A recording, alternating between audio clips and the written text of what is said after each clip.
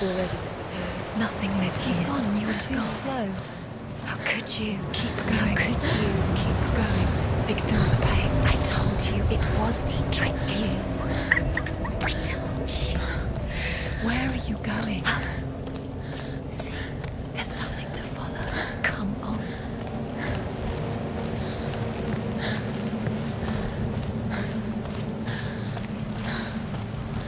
There it is. You're imagining this. It's Dillian. Go towards him. Quick, go, run. Come on. Before he disappears. Go, go, go.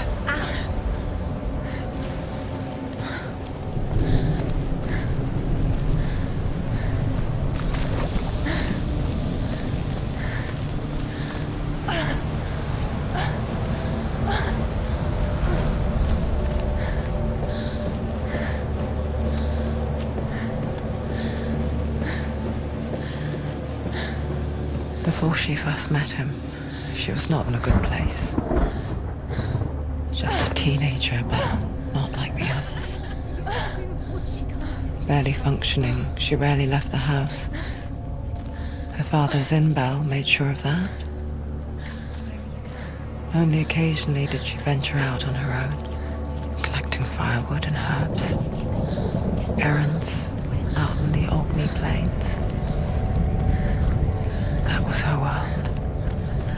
Like this one. Barren and lonely.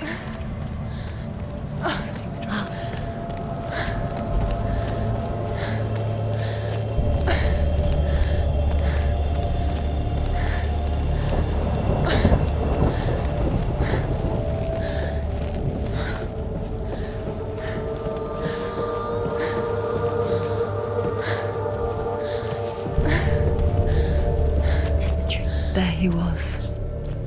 Where is he? The lone figure of a boy. He's there, under the tree. Sword play under the shade of a tree. See him?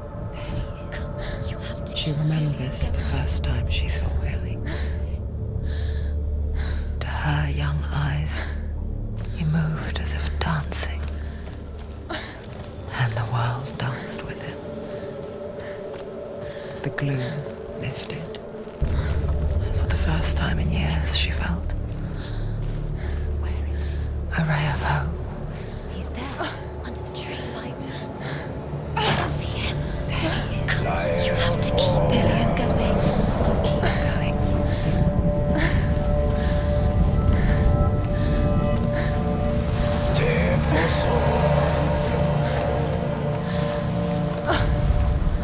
The Northmen tell of a great hero.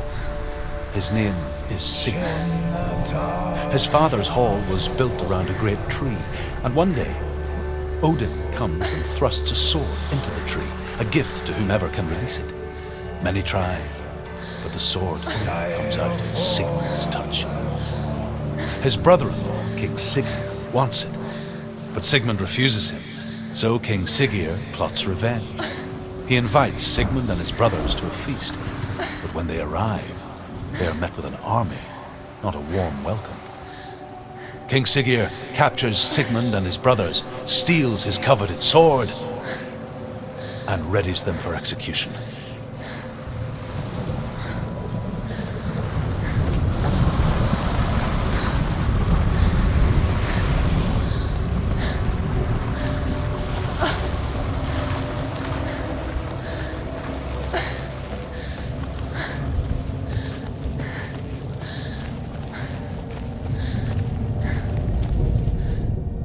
Death for Sigmund and his brothers seems certain. But the king's wife is Sigmund's sister, and she begs for mercy and implores the king to chain them up instead. He agrees. Not for mercy, though, but because he plans an even more cruel and lingering death. Chained to a tree in the forest that night, a she-wolf comes and devours one of Sigmund's brothers. She returns, ravenous, night after night, until only Sigmund is left. The next day, Sigmund's sister sends a servant with honey to smear on Sigmund's face. But to what end? Well, that night, when the she-wolf appears again, you'll never guess what happens.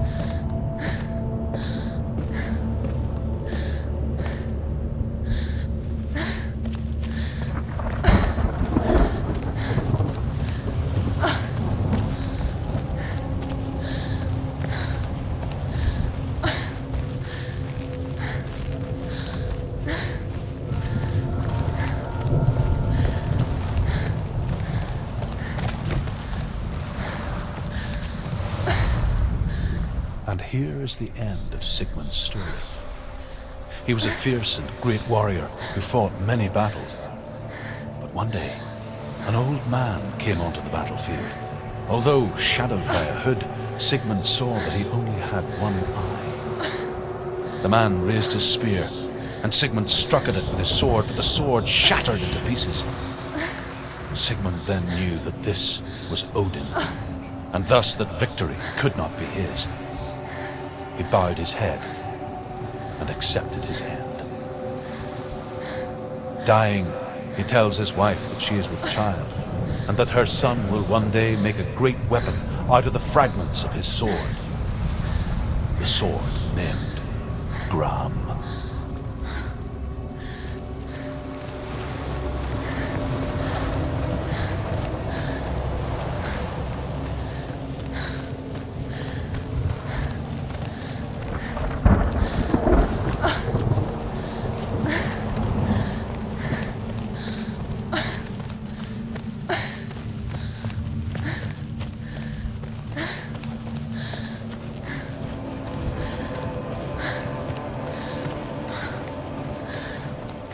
Day after day, watching from afar, she mimicked him, perfecting her own secret dance, wishing those fleeting moments of light would stretch out to last forever.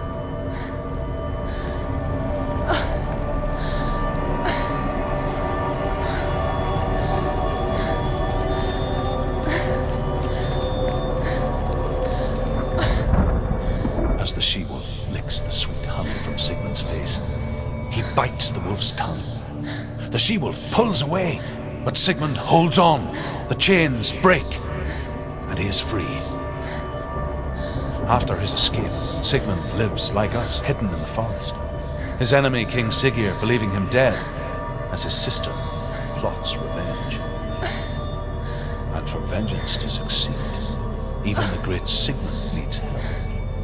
So she sends her sons to him.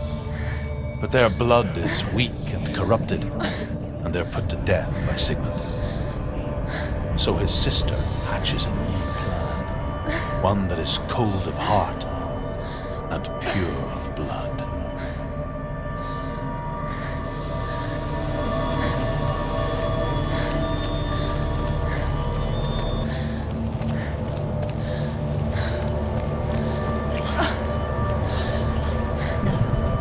It's a trick. It's an illusion.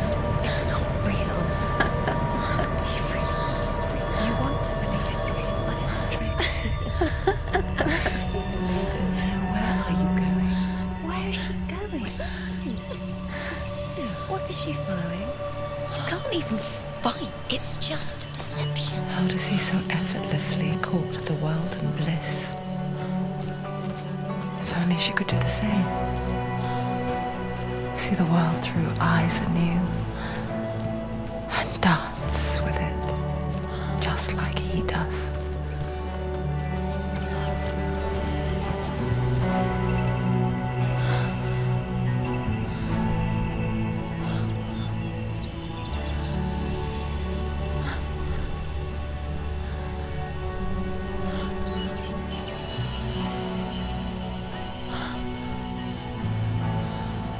What's your name? Senua. I haven't seen you before. I don't leave home much. Oh, Zeno's daughter. I have to go. Wait. Who taught you to fight like that? No one. No one. Well, I watched you, and You learnt all of that from watching me? You should become a warrior, you know. me? I'm Dillian. I'm here for the warrior trials. Would you come and watch? And bring your sword. You can't put it into words. That moment when you look into the eyes of the one who is supposed to reassure you, make you feel safe. It only takes an instant. Fear swallows you before you have a chance to make sense of it. and darkness becomes a part of who you are. You killed him. But her world changed the day the Northmen took him from her. Senua knows that there's no going back to how things were. That there's nothing to go back to at all. Stay still, stay quiet, hide, don't tell her. Their gods can see into your mind. They will use this power to destroy They you. won't stop me. I can still feel him. Whatever's left of him, they will never let him go. I'm not gonna let him rot here! You're the one rotting here. Leave me alone! You will die here. No! And all your suffering will have been for nothing.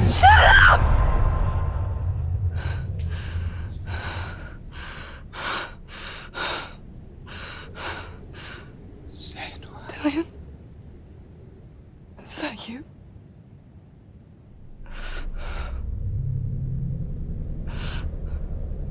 I'll find you, my love. I promise.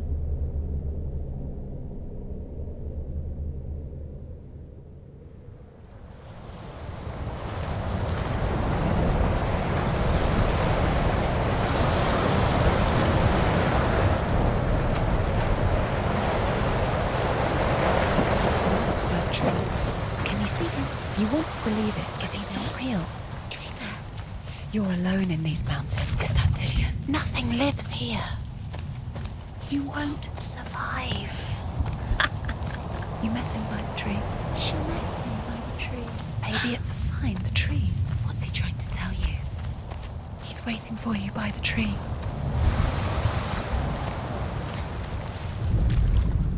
Sigmund's sister trades shapes with a sorceress, and in disguise, she lies with her own brother.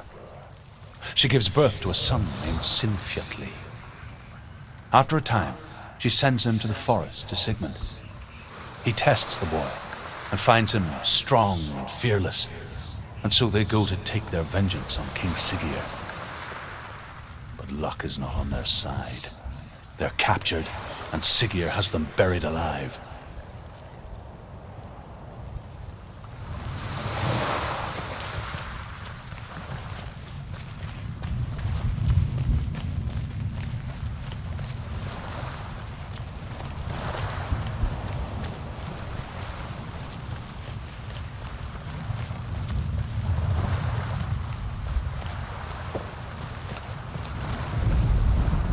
As Sigmund and Sinfjotli are being buried alive, Sigmund's sister throws an armful of straw into the grave mound. Hidden in the straw is Sigmund's sword, the gift of Odin. They cut their way out of the grave mound and set fire to Siggeir's hall. The king burns to death. Sigmund calls to his sister to come out so that she may live and be honored. She does come out, but only to tell him the truth. That she had slept with him, her brother, to beget a strong avenger. I am not fit to live, she says, and walks back into the fire. Strike vengeance from your heart, Senua, as there is always a heavy price to pay.